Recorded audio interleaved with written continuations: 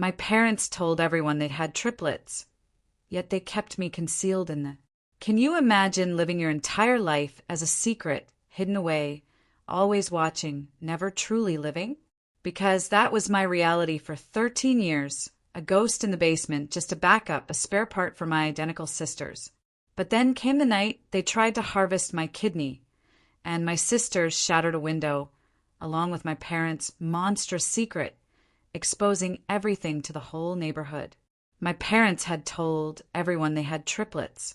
I was the fourth, the secret backup child, tucked away in case something happened to the others. I lived in the basement, my world filtered through grainy security cameras, watching my sisters' lives unfold upstairs. At night, they'd sneak down, little conspirators, bringing me food, whispering about what they'd learned at school. On our joint 13th birthday, while they got a cake upstairs, they brought me a single flickering candle. "Make a wish to get out," they'd whispered, their faces tight with fear and hope. But how do you escape when you don't officially exist? The basement became my whole world the day we came home from the hospital. My sisters got birth certificates. I got a storage room and a mattress. Mom, ever so practical, explained it simply. Insurance covers 3 babies, for would bankrupt us. But we're keeping you safe down here, just in case. Just in case? What did that even mean?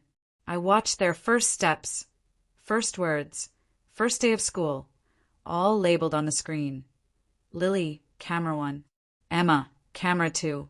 Olivia, camera 3. I had no camera, no name. Mom just called me Spare when she remembered to bring food. The insurance papers were kept in a lockbox by my bed. Those documents were my first books. I learned to read from them. Maximum coverage for triplet birth, $2.8 million. Quadruplet birth, $50,000 total. And then a detail that twisted my stomach. Rare blood type O negative. Universal donor. Perfect match probability among identical siblings, 100%. My sisters found me when we were 5, playing hide and seek. Emma discovered the basement door. 3 identical, wide-eyed faces stared through the crack. "Are you our ghost?" Lily had whispered.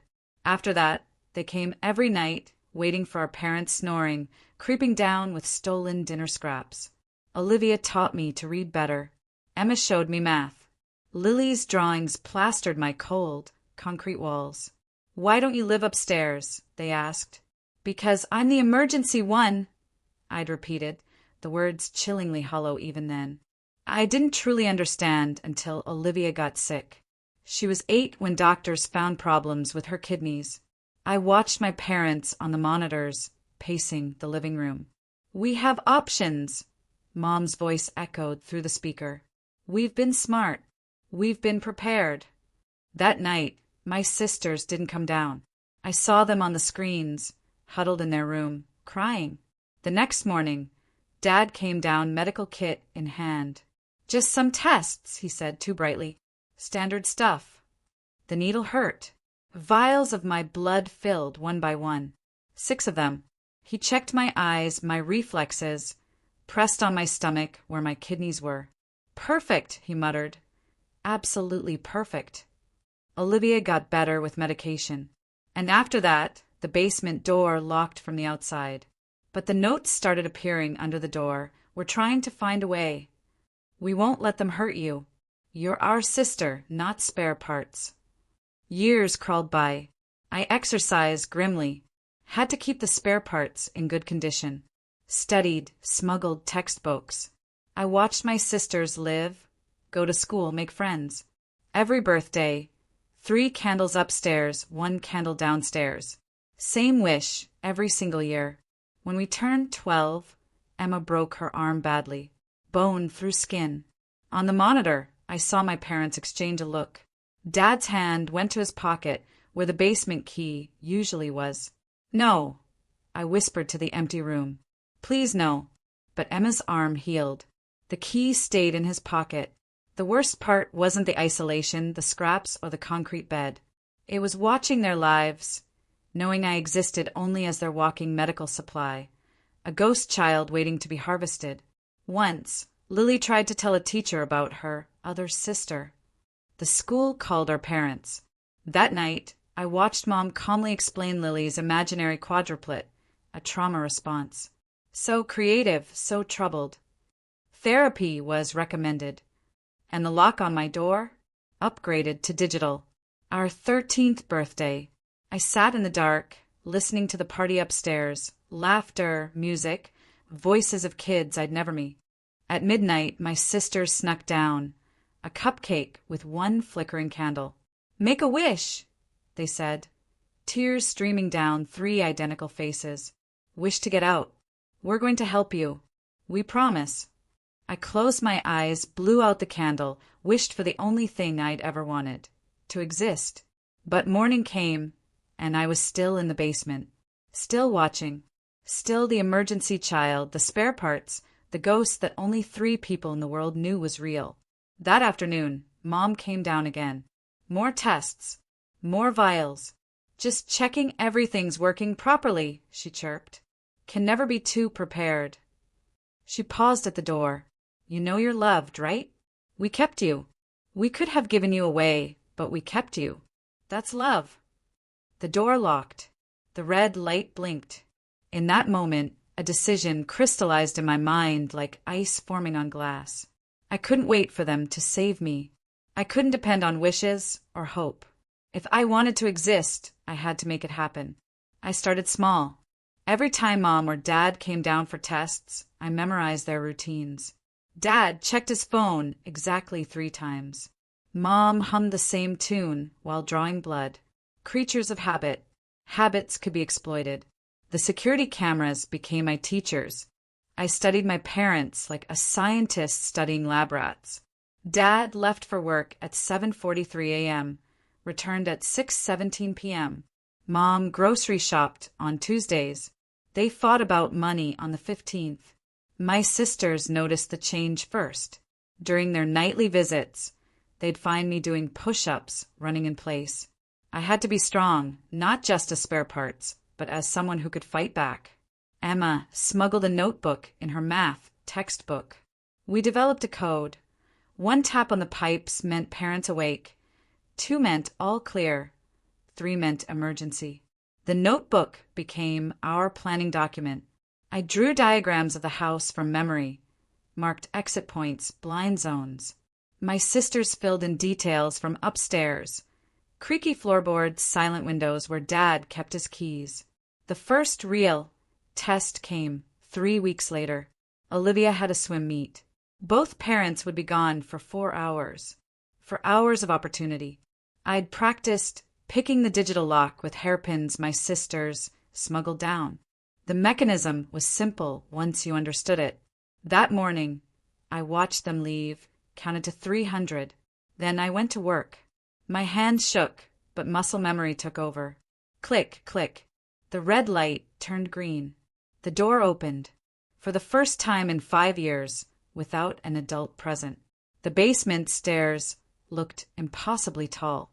I climbed them slowly, legs trembling. At the top, another door. Unlocked.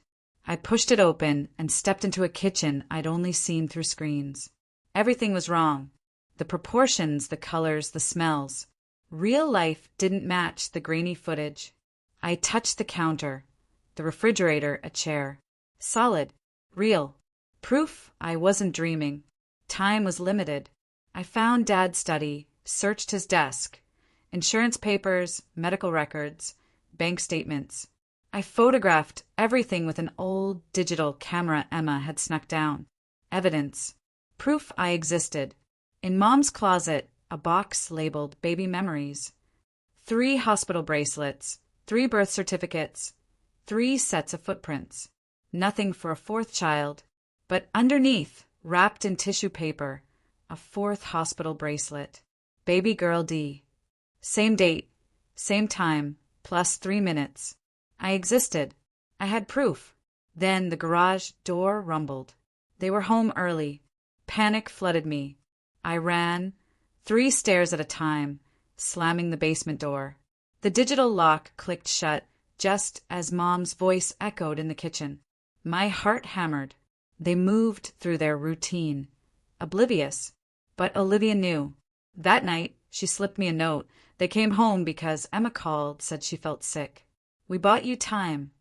My sisters were learning to be conspirators. Over the next weeks, we refined our system. Lily started art classes. Emma joined debate club. Olivia volunteered at the hospital.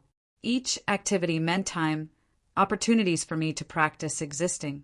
I learned to reset the lock from inside, to move through the house without leaving traces. I became a ghost who could walk through walls without disturbing a single dust motes. But Mom was getting suspicious. She came down at random times, checking my vitals. "Do you ever think about leaving?" she asked, taking my blood pressure. "Do you understand why you're special?" I kept my face blank, gave the answers she wanted. "I'm safe here. I'm the emergency one. I understand." She smiled, but her eyes were worried. That night, a new camera appeared in my room. I pretended not to notice, but I knew she'd hidden the monitor in her closet. She was watching me sleep. My sisters grew bolder in their rebellion. They talked loudly about their imaginary sister at school, drawing pictures of 4 girls, writing story. Yes, the impossible became impossible to ignore. The school counselor called another meeting. This time, all 3 of them went. They sat in those plastic chairs and told the same story. A sister in the basement, parents who lied, a girl who existed only as spare parts. The counselor's report labeled it shared delusion. My parents declined family therapy, said they'd handle it. Handling it meant separation. Lily to the guest room, Emma and Olivia forbidden from spending time together. Divide and conquer. But they underestimated the bond between identical souls. We adapted. Notes became more elaborate. Lily painted messages in her artwork. Emma encoded plans in math homework. Olivia used her hospital volunteering to research organ donation laws, printing information on a library computer. I studied every document. I learned about consent, about bodily autonomy, about rights I supposedly didn't have. Knowledge became another strength. The cameras showed me everything. Dad's business was struggling. Mom's book club was a wine club. They fought more, drank more, checked on me more. The pressure in the house was building like steam in a sealed pot. Then Emma got sick. Not broken arm sick. Really sick. Fever that wouldn't break. Joints swollen like balloons. The monitors showed them rushing her to the hospital at 3 a.m.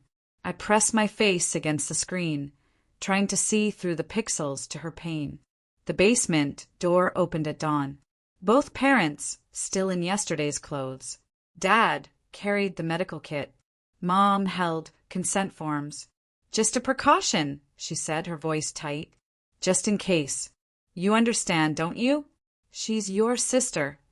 I understood perfectly. My existence had always been about this moment. This choice that wasn't a choice. Give up pieces of myself or let Emma suffer. The spare parts fulfilling their purpose. They took more blood than ever. Ran tests with rented machines. Compatibility markers, tissue types, antibody levels. I submitted, playing the compliant ghost, my mind racing. Emma's illness was autoimmune. Treatable with medication, not transplants. But the testing continued. Better safe than sorry, Mom said. Better to be prepared. My sister's anger transformed into something harder, sharper. They stopped trying to convince adults. They started planning for war. We had 6 months until our 14th birthday. 6 months to turn wishes into reality. The planning intensified. My sisters smuggled more supplies. Lockpicks and paint tubes, wire cutters between textbook pages. Medical supplies from Olivia's volunteering. I practiced escaping through the ventilation system. The metal ducts were narrow, but years of limited food had kept me small. I mapped every turn, timed every junction. My fingernails broke learning to remove grates silently. During one practice run, I reached the living room vent. Through the slats, I watched my parents argue. Dad waved bank statements. Mom poured another glass of wine. Their voices carried clearly. The financial situation was worse than I'd realized. They talked about selling the house. Neither mentioned their fourth daughter eating scraps in the basement.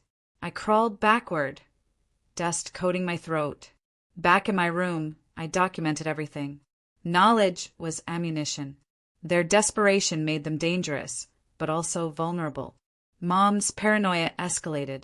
Motion sensors in the hallway. New cameras with night vision. She started marking food levels, weighing portions. One evening, she arrived with a medical kit and a different expression. Not routine. Something had changed. She drew blood, studying my face, comparing it to something on her phone. Photos of my sisters. She was looking for differences. After she left, I examined my reflection in the metal food tray. 13 years of basement living had left its mark. My skin was paler. My hair, cut with smuggled scissors, hung unevenly. My eyes had a hollow quality theirs lacked. I looked like their ghost. The next escape attempt came sooner than planned. Dad announced a business trip, returning Sunday night. Mom was helping with a school fundraiser all day Saturday. Another window. I spent the week preparing, strengthening my fingers, practicing the lock until I could open it in under 30 seconds, studying the motion sensor patterns. Thursday arrived. Dad left. I watched him load his suitcase, kiss Mom goodbye, wave to my sisters. The taxi pulled away at 5:47 a.m. Mom followed her routine precisely. Breakfast for the triplets, school drop-off, then home to check on me. She brought oatmeal, started the morning tests. I submitted passively, memorizing the new sensor positions she'd installed. Friday passed slowly. I exercised, planned, waited. My sisters maintained their normal facades, counting hours until Saturday. Saturday morning, Mom prepared for the fundraiser. Her best dress, carefully styled hair. It seemed excessive. Through the speakers, I heard her on the phone. She'd be gone from 9 a.m. to 5 p.m. She checked on me before leaving, brought a larger breakfast, a guilt offering, performed abbreviated tests, reminded me to be good, to stay quiet, to remember I was loved. The basement door locked with its electronic beep. I waited until her card disappeared, counted to 500. Then I began. The lock yielded quickly. The door swung open, silently on hinges I'd convinced Mom needed oiling. The motion sensors were positioned high, designed for adult heights. I crawled beneath them, pressing myself against the walls. The kitchen looked different in daylight. Sunlight streamed through windows I'd only seen as dark rectangles. I wanted to stand in that light, feel warmth on my skin, but time was precious. I found Mom's purse on a chair. Her wallet held photos. 3 school pictures of my sisters. Nothing else. Her phone required a passcode I didn't know, but her car keys jingled promisingly. The garage. Tools hung on pegboards. A ladder. Boxes labeled Christmas decorations. In one I found baby clothes. For identical outfits. She'd saved them all. A car, door slammed outside. My heart stopped. Through the garage window, I saw Lily climbing out of a neighbor's minivan. She was supposed to be at art class. I scrambled back through the house, staying low. The motion sensors blinked. The basement door was still open. I pulled it shut just as the front door opened, but the lock wouldn't engage from inside without the code. The red light blinked mockingly. I'd practiced opening it, not closing it.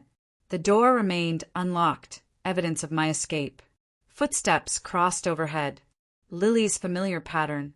To her room, then the bathroom, then toward the kitchen, toward the basement door. I held my breath. The footsteps paused. Through the crack, I saw her shadow. The handle turned slightly, then stopped. 3 taps on the door. Our emergency signal. I tapped back once. Danger. Her shadow moved away. I heard her in the kitchen, clattering dishes, creating an alibi. Then her footsteps returned. Something slid under the door. A piece of paper. Mom forgot fundraiser cash. Coming back. Hide. Panic. I grabbed the paper and flew down the stairs.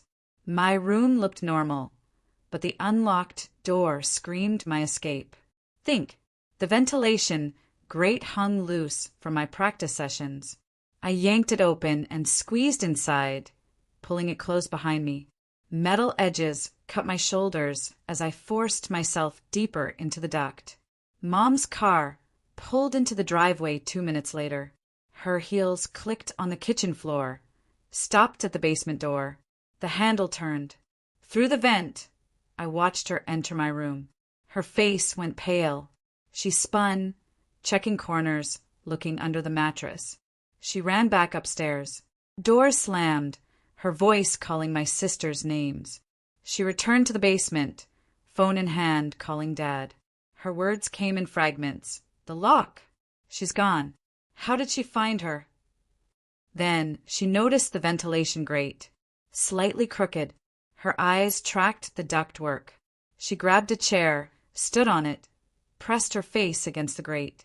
Our eyes met through the metal slats. Time froze. Then Mom smiled. Not her usual smile. Something colder. She left the chair and went upstairs. I heard tools rattling in the garage. She returned with a drill and metal brackets. Methodically, she secured every grate in the basement, drilling brackets over each opening, trapping me in the walls. Hours passed in that metal tomb. My shoulders cramped. Breathing grew shallow. Dust coated my throat.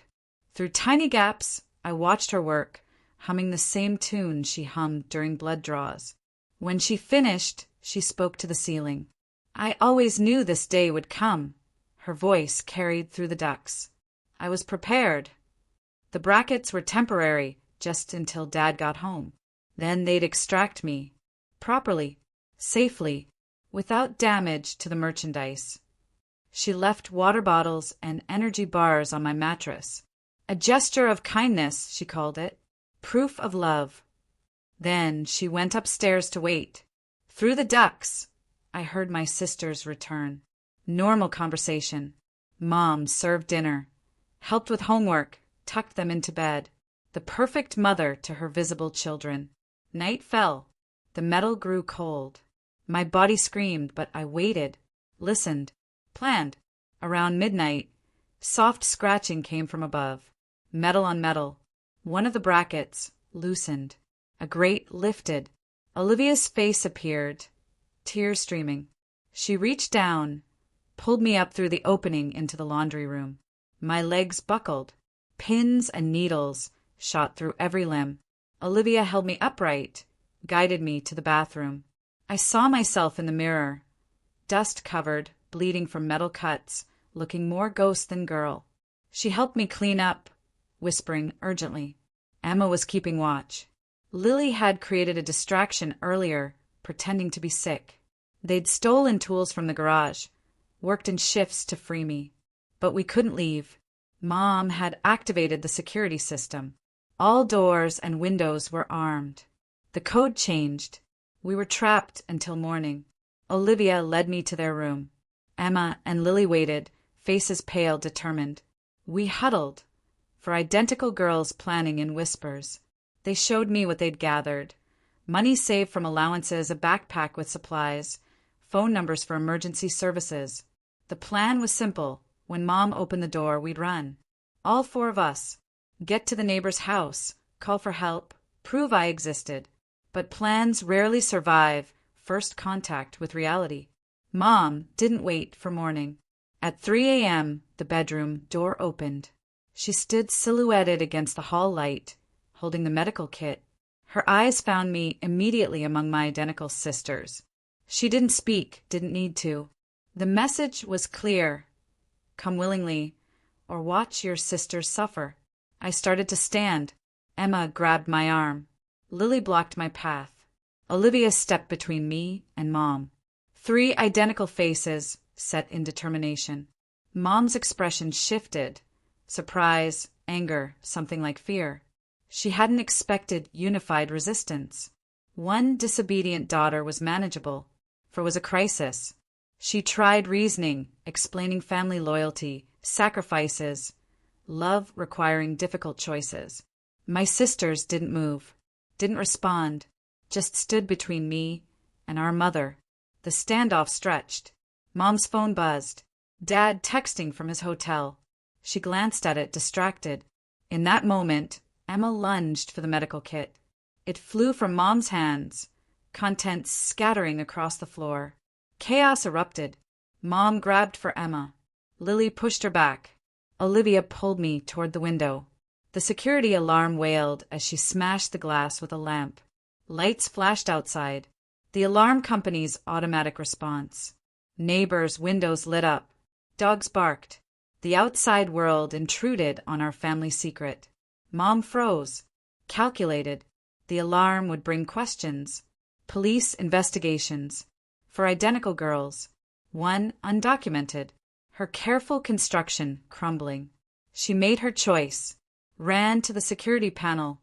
Entered the code. Silence. Then returned to find us climbing through the broken window. What followed wasn't a chase. It was negotiation through action. Mom trying to maintain control. Us refusing to comply. The balance of power shifting with each move. We made it to the backyard. Mom followed, speaking rapidly about misunderstandings, fixing everything, being a family again. Her words fell on deaf ears. The neighbors' motion lights activated. Mr. Dunn stepped onto his porch, concerned. Mom smiled, waved, called out that everything was fine. Just a small accident. So sorry for the noise. But for identical girls, standing barefoot in the yard at 3 a.m. was hard to explain, especially when one was dusty, bleeding, looking like she'd been living in walls. Mr. Dunn's expression changed from concern to suspicion. Mom saw it, realized the story was unraveling. She made one last attempt, reached for me, promised everything would be okay if I just came inside. If we all just came inside. My sisters formed a wall. Not aggressive, just resolute. Mom's hand fell to her side. The moment stretched. A family balanced on the edge of change. Then Mom turned and walked back to the house. Defeated? Or strategic? I couldn't tell. We spent the remaining night hours at Mr. Dunn's house. He didn't ask questions, just provided blankets and hot chocolate while his wife fussed over my injuries. My sisters took turns sleeping and watching the window facing our house. Dawn brought Dad's early return. His rental car screeched into the driveway at 6 a.m. Mom must have called him. Through Mr. Dunn's window, we watched our parents argue on the front lawn. Dad's gestures were sharp, angry. Mom's responses looked pleading. Then Dad saw us watching. His face transformed. Shock, recognition, something like grief. He started toward Mr. Dunn's house, but Mom caught his arm. They went inside together. An hour later, a different car arrived. A woman in a suit carrying a briefcase. Through the window, we watched her enter our house. The three of them talked in the living room. Documents spread on the coffee table. Mom crying, Dad stone-faced. My sisters explained what they'd done. The calls they'd made while I was trapped, the reports they'd filed, the evidence they'd gathered over years, photos of the basement, recordings of conversations, proof of my existence. The woman was from Child Protective Services. The reports had triggered an investigation. 4 identical children, 1 undocumented, medical tests without consent, educational neglect. The case was complicated but clear. By noon, more officials arrived. Police, social workers, medical personnel. Our house became a crime scene. The basement photographed, evidence collected, statements taken. They brought me to the hospital first. 13 years of basement living had left its mark. Vitamin deficiencies, muscle weakness, dental problems. Nothing irreversible, the doctors assured me. Nothing that couldn't be healed with time and care. My sister stayed with me, taking turns holding my hand, translating medical terminology, making sure everyone knew we were 4, not 3. The legal complexities took months to unravel. Birth certificate applications, custody hearings, criminal charges. But that first day, sitting in a hospital bed with sunlight streaming through windows, surrounded by sisters who'd risked everything for me, I felt something new. I existed, not as spare parts, not as insurance, not as a ghost in the basement, but as a person with rights, with choices, with a future. The road ahead was uncertain. Foster care loomed. Separation was possible. Therapy definite. But my sisters had given me the greatest gift. They'd chosen me over comfort, over safety, over family peace. They'd made me real. The hospital discharge papers crinkled in my hands as we stood outside. 3 days of tests, evaluations, and documentation had passed in a blur of fluorescent lights and antiseptic smells. My sisters flanked me, their presence a constant reminder that I wasn't dreaming. Our social worker, Ms. Sebastian, a woman with kind eyes and measured tones, led us to a van. I climbed into the vehicle, my legs still unsteady from years of limited movement. The drive took us past our house. Yellow tape crossed the front door. Official vehicles lined the driveway. Through the window, I glimpsed investigators carrying boxes from the basement. Evidence of my existence being catalogued, photographed, filed away. We arrived at a group home, a converted Victorian with too many windows and not enough privacy. Ms. Sebastian explained the rules. Shared rooms, scheduled meals, mandatory counseling. Freedom, but with boundaries. My sisters were placed in one room, me in another. The bed was narrow but had clean sheets. The window opened to let in fresh air. Small improvements over concrete floors and recycled air. That first night, I lay awake counting the differences. No cameras watching. No locks on the doors.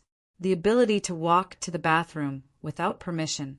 Simple things that felt revolutionary. Weeks blurred into a routine of appointments and evaluations.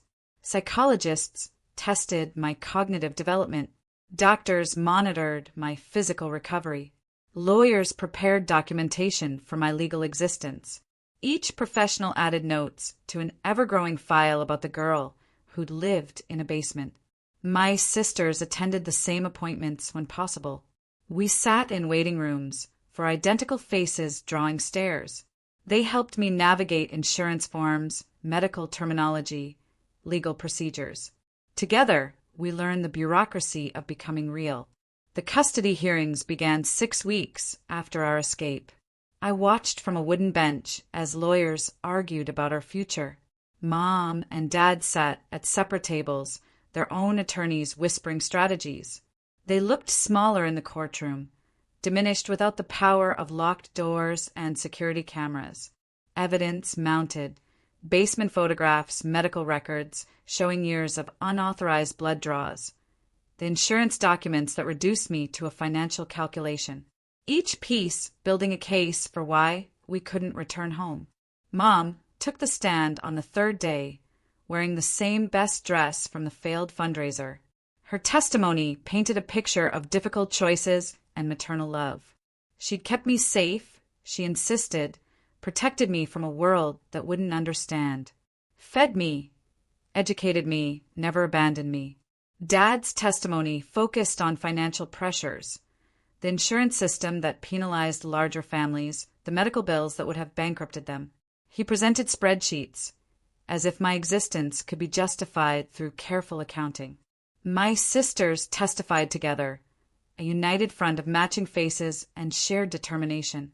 They described discovering me, the nightly visits, the growing realization that love shouldn't require locks. Emma showed her encoded math homework. Lily presented her paintings with hidden messages. Olivia submitted her research on patient rights and bodily autonomy. I testified last. The courtroom fell silent as I described 13 years of watching life through screens. The birthday candles wished on alone. The medical tests presented as love. The moment I realized I existed only as replacement parts for my real siblings. The judge deliberated for 2 days. Her ruling was comprehensive. Parental rights terminated. Criminal charges recommended.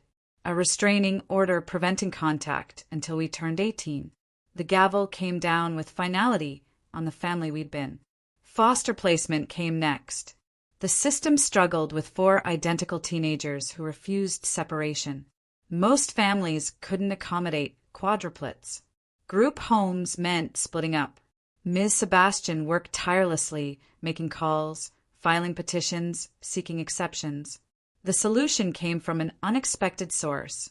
Dr. Nicholas, one of the physicians who treated me, had a brother who ran a therapeutic foster home. They specialized in sibling groups, trauma cases, children who needed more than traditional placement.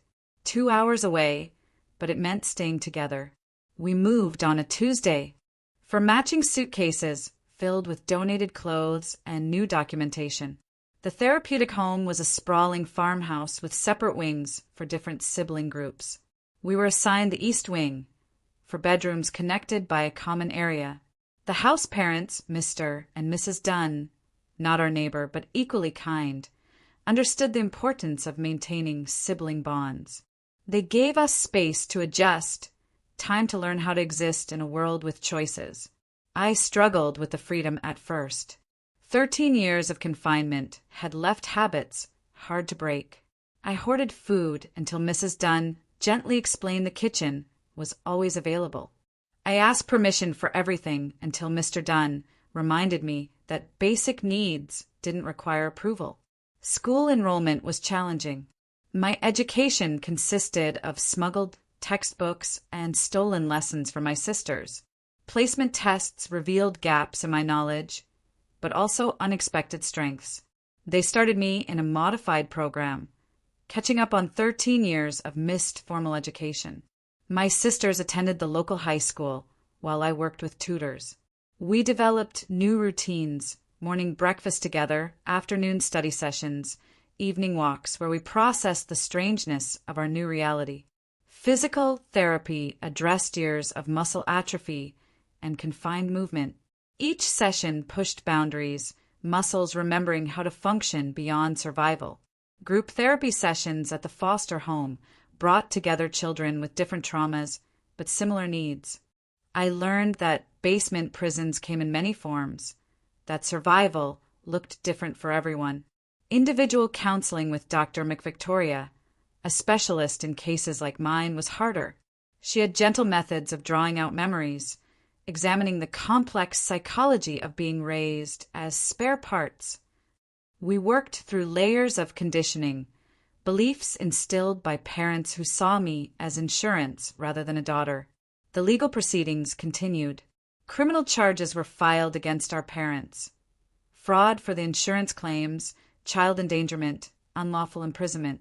The list grew as investigators uncovered more evidence. We testified in depositions, recounting details for official records. Mom and Dad's trials were scheduled for the following year. Their lawyers negotiated plea deals, seeking reduced sentences. We received updates through Ms. Sebastian, each development adding closure to our past. Financial restitution became part of the legal resolution. The insurance money, the medical expenses, the education costs for homeschooling that never happened. Numbers tallied into a trust fund for our future. Winter arrived with new challenges. Holidays. Traditions we'd never shared equally. The foster home organized celebrations. We decorated a tree together, 4 identical ornaments among dozens of unique ones. On Christmas morning, I experienced my first gift exchange without hierarchy. No watching through screens while others opened presents. No single gift passed through the basement door. Just 4 sisters among other foster siblings. Everyone equally included. The normalcy felt surreal. Sitting at a table without locks. Choosing my own food portions. Walking outside without surveillance. Each ordinary moment extraordinary. School progress came slowly but steadily. My tutors adjusted lessons to my learning style, filling gaps while building on strengths. Math came easily. Years of calculating escape possibilities had built strong analytical skills. Reading comprehension was advanced from studying medical documents and insurance policies. Science fascinated me, especially biology, though the irony wasn't lost on anyone. Spring brought talk of the future, college applications for my sisters, continued education planning for me. The trust fund would cover expenses, our parents' crimes inadvertently funding the futures they tried to limit. We researched schools that would keep us geographically close. The anniversary of our escape passed quietly. 1 year since the window shattered, since alarms wailed, since we'd stood barefoot in the yard. We marked it with a small ceremony, lighting candles not for wishes, but for remembrance. Mom and Dad's sentencing happened in May. 3 to 5 years for various charges, with possibility of parole. We didn't attend. We chose to move forward rather than witness their consequences. Summer brought new milestones. I passed my GED equivalency exam. My sisters graduated high school with honors. We attended their ceremony. For identical faces in the crowd, no longer divided by circumstances. The therapeutic foster home began preparing us for independent living. Budgeting classes, cooking lessons, life skills that assumed futures beyond locked doors. As our 18th birthday approached, decisions loomed. The foster system would release us. College acceptances arrived for my sisters. I'd been accepted into community college, a starting point for catching up on formal education. The trust fund would support us, but independence meant more than financial security. We chose to rent an apartment together near the community college. For bedrooms, no basement, windows that opened wide, multiple exits. Security that meant safety, not imprisonment. A space to continue healing while building futures. The move happened gradually. Purchasing furniture felt significant, choosing items for permanence rather than survival. Each decision was ours to make. Paint colors, furniture placement, rules that protected rather than confined. On our birthday, we held our own celebration. A cake with 18 candles, divided equally. No hierarchy, no hidden children. Just 4 sisters who'd survived the impossible by refusing to abandon each other. I enrolled in classes for the fall semester. General education requirements while I decided on a major. The campus felt overwhelming after years of confinement, but my sisters walked me through registration, showed me buildings, helped me navigate this new world. That first day of classes, I sat in a lecture hall surrounded by strangers who knew nothing of basements or spare parts. I existed as simply another student, anonymous in the best way. My notebook opened to a fresh page, ready to be filled with knowledge chosen rather than smuggled. The professor began discussing cellular biology. I took notes, understanding more than expected from years of studying my own medical records. Education as a choice rather than survival strategy. Learning because I wanted to, not because I had to stay smart enough to escape. After class, I met my sisters for lunch in the cafeteria. We sat together at a table, visible to everyone, no longer divided by floors and locks. Emma talked about her engineering courses. Lily described her art history class. Olivia shared excitement about pre-med requirements. 4 identical faces with diverging paths, held together by shared history and chosen bond. We'd survived by refusing to see each other as competitors for resources or love. Now we thrived by continuing that choice, supporting individual growth while maintaining connection. That evening, I sat at my desk in our apartment, textbooks spread before me. No cameras watched, no locks confined. The window beside me opened to let in evening air and distant sounds of normal life. I opened my laptop, began typing my first assignment. The prompt asked for a personal essay about overcoming challenges. I stared at the blank page, considering how to condense 13 years into acceptable paragraphs.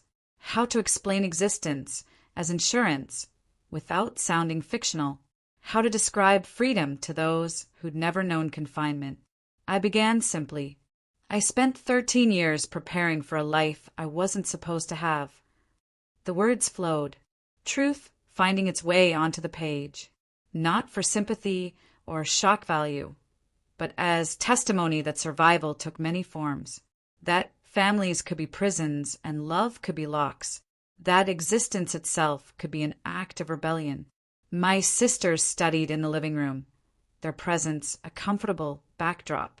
We'd established new routines around school schedules, shared meals, quiet hours, boundaries that protected rather than divided. Rules we'd chosen together. The future stretched ahead, uncertain but ours to shape. There would be more challenges.